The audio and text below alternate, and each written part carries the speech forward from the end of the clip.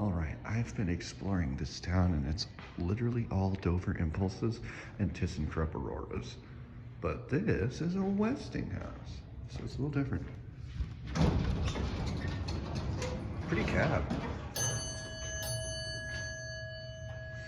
Definitely a hydro.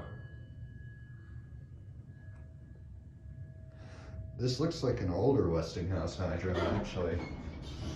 Well, I don't know, probably maybe late 70s, early 80s, I would say. Let's go down first so we can hear the whole motor, the motor in full.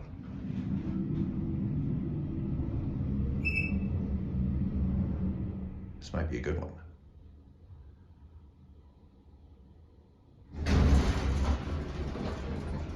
Get that, let's get that.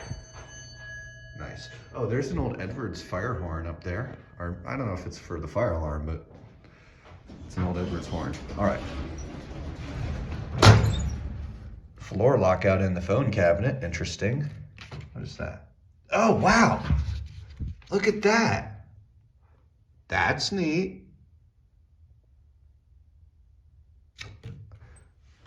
Very neat. A little Westinghouse pamphlet there. That's cool. All right, anyway, up to 4. Here we go.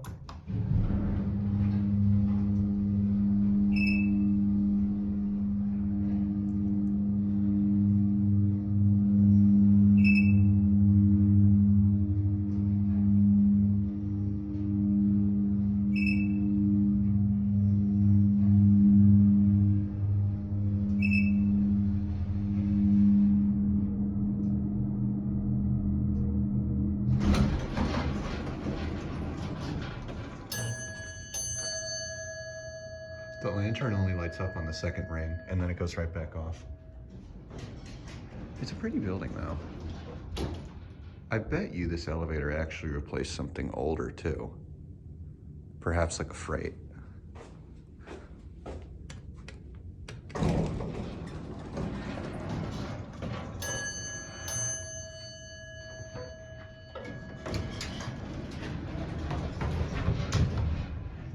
Ignore me missing the button. That's embarrassing.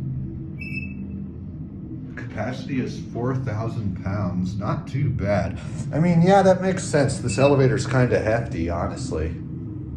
I like the cab. The wood is pretty, but I wish they made it go all the way up because there's that ugly black metal paneling at the top, and the ceiling doesn't look pretty. They could have put like a little, I don't know, ceiling light, drop ceiling, something. It's all about the details.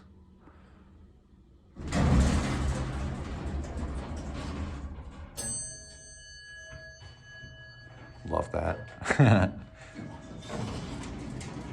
Anyway, oh yeah, this definitely replaced something else.